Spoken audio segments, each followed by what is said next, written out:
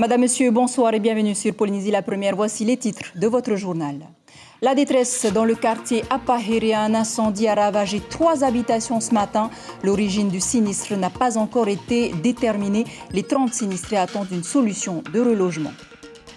Vous le savez, Oscar Temaru a entamé une grève de la faim pour contester ce qui lui est reproché dans l'affaire Radio Tefana.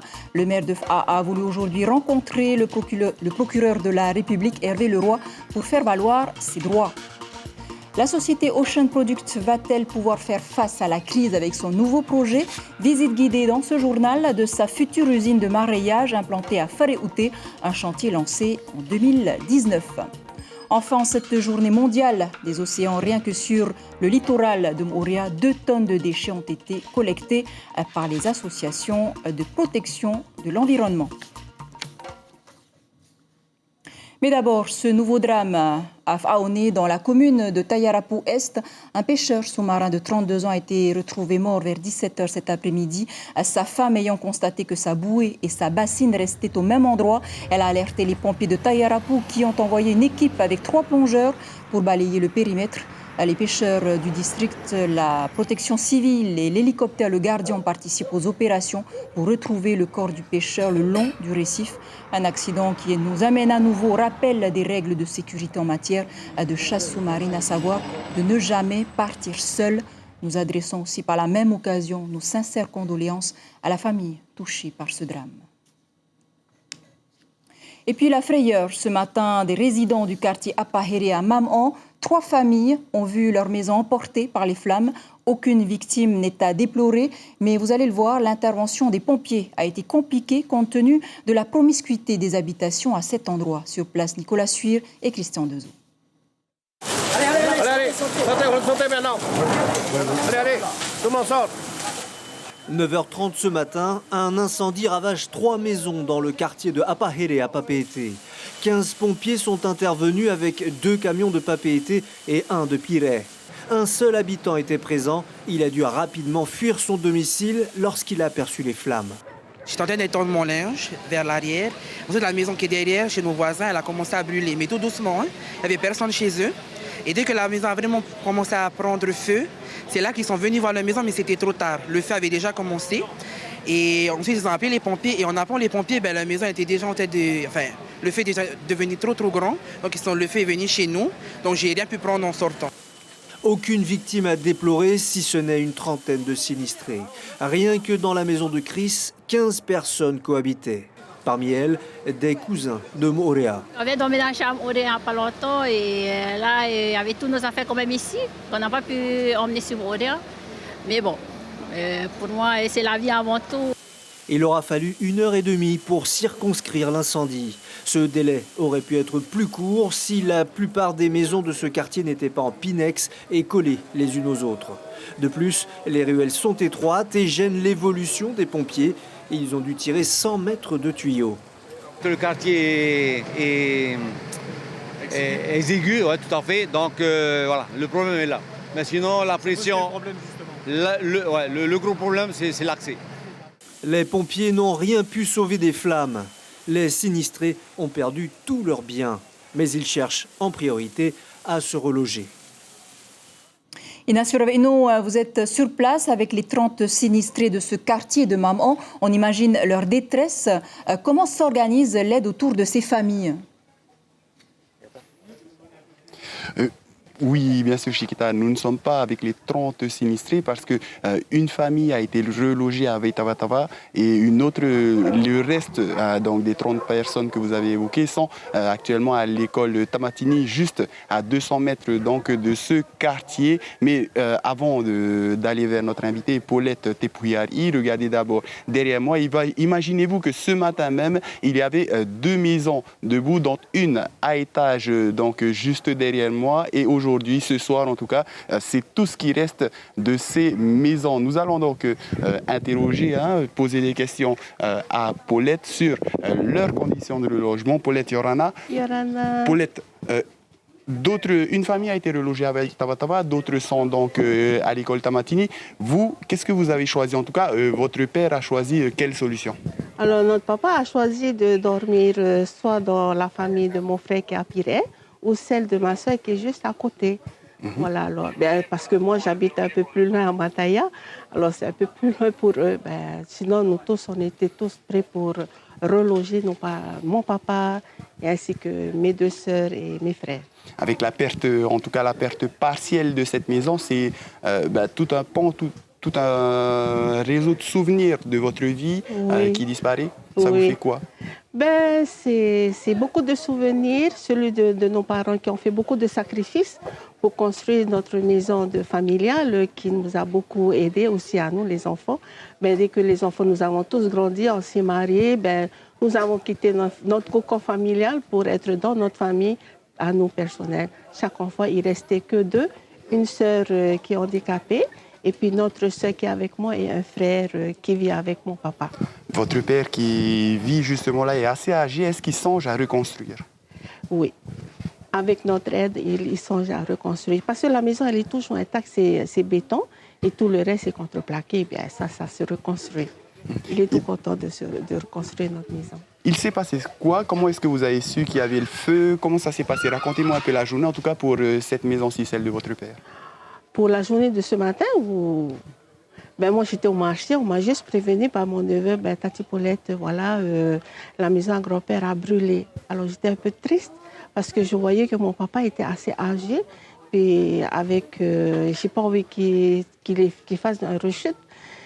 J'étais un peu triste, mais après j'ai dit bon, j'ai ma foi, j'ai la foi de mes frères, on sait qu'on met toute notre confiance au Seigneur, il va beaucoup nous aider. Et plutôt soulagé dans la présence de mes frères, de mes soeurs, moi je suis arrivée un peu plus tard, et ça a beaucoup soulagé notre papa, il peut avoir confiance en ses enfants. Vous nous racontiez une petite anecdote avant de commencer ce direct, c'est que votre mère avait tendance à tout garder, comportement dont vous avez hérité d'ailleurs, vous l'avouez vous-même.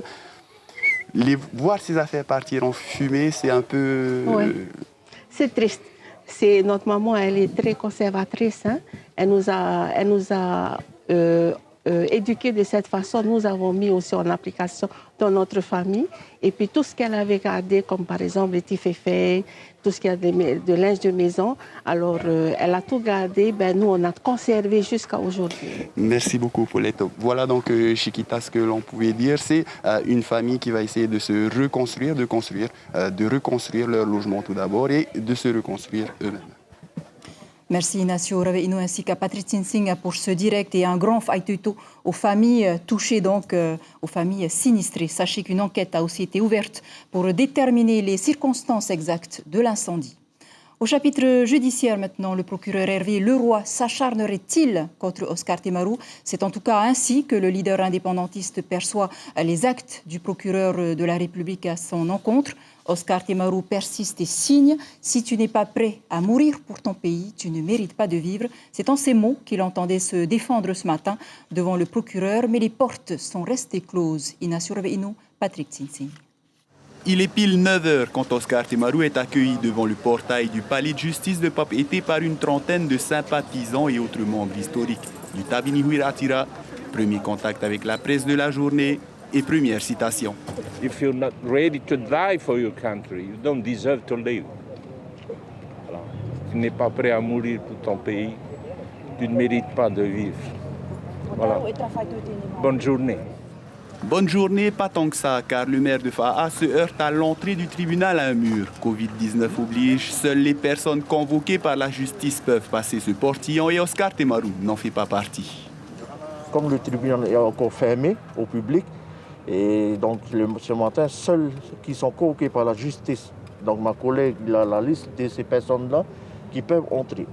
Mais tant que les gens ne sont pas convoqués par la justice, c'est parce que c'est encore fermé au public, ils ne peuvent pas entrer. Même pour aller rencontrer le procureur? Même pour aller rencontrer le procureur. Je voulais rentrer à l'intérieur, je suis un homme libre, je ne suis pas un terroriste. Maintenant, on nous interdit l'accès, on sera là-devant. On passera le temps qu'il faut là-devant. C'est parti donc pour quelques heures d'attente. Côté sympathisant, il fulmine. Pas vraiment parce que le chef de file des indépendantistes n'a pas été reçu, mais simplement à cause des raisons qui l'ont poussé à demander une audience. C'est le mécontentement. Moi, je me suis dit, mais la loi, elle est pour qui? La loi, elle est pour tout le monde, que ce soit petits gens, des personnalités, mais c'est inadmissible. Monsieur Oscar Temaru, sans qu'il ne soit prévenu, sans qu'il n'y ait prévenu tout simplement et qu'il se rende compte, alors quand bien même qu'il n'est pas condamné, alors que la procédure est encore en route, eh bien c'est bien, son compte en banque est saisi.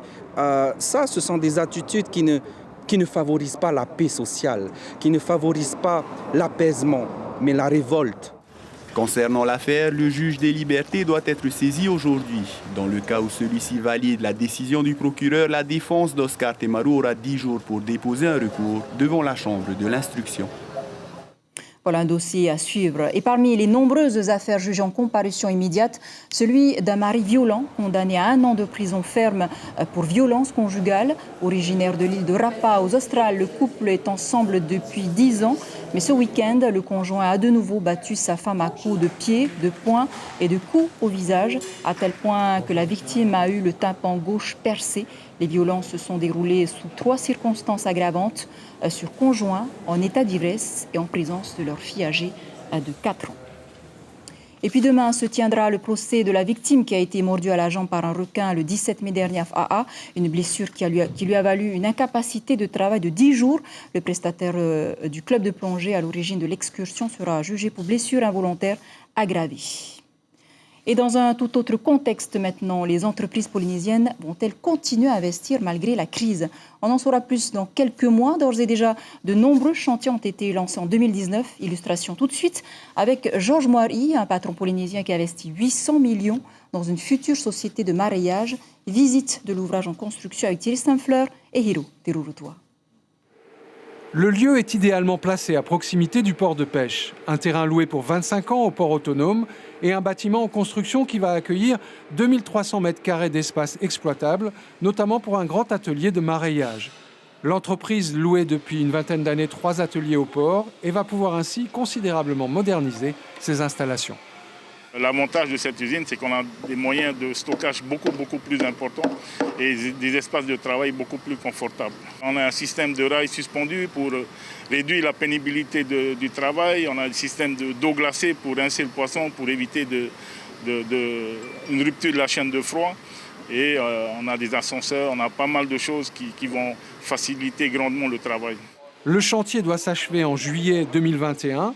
22 ouvriers d'une entreprise de gros œuvres travaillent sur un bâtiment dont le premier niveau présente une hauteur de plafond hors norme en raison de la présence future de chambres froides. C'est juste la hauteur qui dérange. On est obligé de travailler les taux d'été. Des matos qui est fait pour le chantier. Coût de l'investissement, 800 millions de francs sur fonds propres et défiscalisation. Georges a eu la chance de lancer son projet en 2019. Suite à l'arrêt de l'activité économique ces derniers mois, l'accès à la défiscalisation sera sans doute très complexe en 2021. Ça va être difficile parce que beaucoup de sociétés qui défiscalisent, des quirataires qui mettent de l'argent dans des projets vont être absents à partir de l'année prochaine. Donc, nous avons eu la chance d'avoir lancé ce projet-là en début de cette année. Donc oui, c'est sûr que ça va être un problème à l'avenir. Apparemment, la crise sanitaire n'a que provisoirement tari la demande de poissons polynésiens. Les commandes venues notamment des États-Unis recommencent à arriver. Et malgré cette crise sans précédent que traverse la perle du Pacifique, certains ne baissent pas les bras. En attendant le retour des touristes étrangers, Julio et sa compagne, tous deux employés d'hôtel, se sont reconvertis temporairement dans le maraîchage, du potas, des concombres, une nouvelle expérience qui leur permet de subvenir aux besoins de leur petite famille. Ils ont 3 enfants, mais aussi de leurs familles respectives, des petites astuces de maraîchage que Julio partage maintenant avec son entourage. Je vous propose de l'écouter au micro de Rosina Maihuta. Depuis que j'avais 7 ans, j'ai commencé à planter des légumes avec mon papa. Depuis là, jusqu'à présent, même si je travaille dans l'hôtellerie, il y a toujours ça avec moi, dans ma tête, planter. Le message que je voulais partager à les collègues de travail, ou même l'hôtel où je travaille, pour rester positif. Rester positif et si vous avez du temps, planter des légumes, des cocons, tout ça. Parce que tu peux gagner aussi, si vous voulez bon, tu peux gagner aussi dessus ça. Et vous le savez, l'environnement a un impact important sur l'attractivité des destinations touristiques. À l'occasion de la Journée mondiale des océans célébrée ce 8 juin, des associations ont fait le tour de l'île de Moorea, non pas pour une balade, mais bien pour ramasser des déchets de toutes sortes. 2 tonnes ont ainsi été collectées en une journée. Stéphane Ratino, Corinne Tehetia et Patita Savia. Il y a la carte postale, cette partition harmonieuse, don de la terre et promesse de la mer. Mais il y a aussi l'homme, sa désinvolture coupable, ses gestes. Leurs conséquences se ramassent à la pelle. Fer rouillé, boîtes métalliques, toute une palette de déchets de consommation. Ils finissent, semble-t-il, par détruire toute sagesse. Ce matin, les bénévoles et les élèves du lycée agricole en ont fait l'amer constat. C'est dégueulasse, quoi. Les gens ils prennent pas conscience par rapport à la planète et tout. Et enfin... C'est triste pour toi de voir tout ce que... Ah ben oui, c'est triste, hein. C'est pour l'avenir de nos enfants, d'après. Enfin, je suis... Tu es dégoûté? Voilà, dégoûté un peu. Il y avait des machines à laver, des télés, des pneus. Enfin, bon, il y a des zones où il y avait de vrais dépotoirs. Donc on a trouvé de tout. Ne pas rester les bras ballants, attendre que la terre ne se consume de l'intérieur. Il y a des vigies, des cris d'alarme. 9 associations ont quadrillé tout Moorea, ramassé, collecté, un inventaire sans fin d'un désordre sans pareil. Au total 2 tonnes de déchets et des conséquences sur les équilibres de la nature. 80% des déchets jetés sur Terre finissent dans la mer. Donc l'essentiel pour l'instant, c'est déjà d'essayer d'éviter les ravages au niveau de la Terre pour pas que tout cela finisse dans la mer. De l'amertume. À chaque fois, je vois l'association qui vient ramasser les feux, ça me fait mal au cœur. À chaque fois, on dit Moorea, île propre. Mais pour l'instant, ce n'est pas trop le cas. Si on ne s'y met pas main dans la main, on ne va pas avancer. Enfin, je voudrais tous vous remercier de l'action que vous avez fait aujourd'hui. Là, c'est formidable, c'est bien. J'espère que les gens du quartier vont se réveiller. Cette journée mondiale des océans, un engagement à marée haute pour que la planète bleue s'invente encore des perspectives. Et sachez que le lycée agricole de Opunho a pour projet la mise en place d'une aire marine éducative. Encore quelques semaines à patienter avant la reprise des vols internationaux. Outre les vols d'Air Tahiti entre Papeete et Paris, prévus le 3 juillet via Vancouver, eh bien, la compagnie Air France aussi a annoncé dans un communiqué qu'elle reprend ses vols entre Papeete et Paris le mois prochain avec un premier vol au départ de Tahiti planifié le 8 juillet. Un mot de sport dans ce journal, direction Hiva-Oahu Marquise, où l'activité physique a repris sa place dans la vie quotidienne des habitants. L'absence de compétition officielle n'empêche pas les entraînements, que ce soit en salle pour un match amical de volley-ball ou sur les terrains de football. Les férus de sport apprécient les plaisirs du challenge et ce sont eux qui en parlent le mieux. On les écoute au micro de Sylvain Lamiral. On a attendu la fin du confinement pour pouvoir reprendre les entraînements. Et là, ça fait environ 15 jours qu'on a repris les entraînements avec les filles. Voilà. Et l'ambiance? L'ambiance, c'est super, hein, les filles. Ouais. Merci. Tous les soirs, on reprend le volleyball. Après quelques semaines de confinement, ça permet de se retrouver entre jeunes et puis de faire du sport un peu. Se maintenir en forme?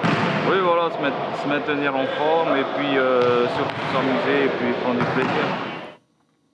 Et pour terminer ce journal focus sur cette attaque de requin survenue hier en Australie, un surfeur de 60 ans a été mortellement mordu par un grand requin blanc à Salt Beach. Les précisions de Thomas Teriteporuarai. La plage de Salt Beach à Kingscliff entre Byron Bay et Coolangatta en Nouvelle-Galles du Sud, désormais site maudit. La dépouille de l'homme d'une 60aine d'années est entourée des gardiens du littoral et surtout de ses proches, surfeurs comme lui. Alors que le malheureux subissait les attaques de ce grand requin blanc, ses amis ont dû repousser l'animal afin de pouvoir le récupérer et tenter de le reconduire à terre. Premier constat sur la plage, il a la jambe gravement atteinte. Il est mort quelques minutes plus tard. Les services de secours n'ont rien pu faire. L'Australie n'est plus à l'abri de ces types d'accidents mortels. À ce jour, sur 15 incidents par an, on en dénombre en moyenne 1 entraînant la mort. Mais ces statistiques sont en train d'évoluer. La population de requins est en forte augmentation, ainsi que la pratique des sports aquatiques. Les conséquences de cet accident, les plages entre les villes de Kingscliff et Cabarita ont été fermées pendant 24 heures. Et c'est ainsi que s'achève ce journal dont je vous rappelle l'information principale. La détresse, bien sûr, dans le quartier Apaheri. Un incendie a ravagé 3 habitations ce matin. L'origine du sinistre n'est pas encore déterminée et les sinistrés attendent une solution de relogement. À la une de vos quotidiens demain, la dépêche titre « 3 phares dévorés par les flammes ». Tahiti Info titre « Le car wash était-il une lessiveuse ?» Voilà, c'était l'essentiel de l'actualité. Merci de nous rester fidèles. 5h30, vos infos radio. Très belle nuit sur la première. À demain.